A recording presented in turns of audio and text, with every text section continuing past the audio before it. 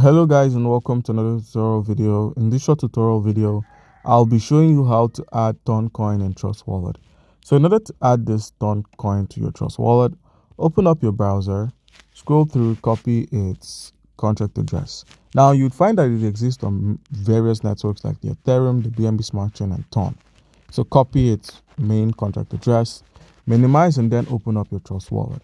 So guys, once Trust Wallet has opened up, the search at the top of the screen, use this to simply search for TRON. So after typing TON, make sure you're scrolling through and you'd find the wrap TRON. We're not looking for this. Now, once you found TRON, which is the token here, simply click on it and it's added to your wallet.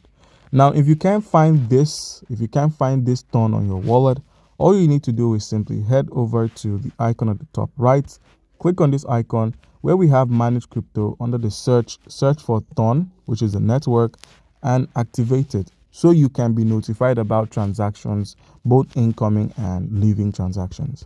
All right, now after this you'll be able to find it via the search. All right guys, so that's how you can simply add the TRON coin to your wallet. Comment down below if you have a question, and don't forget to like and subscribe. Thank you.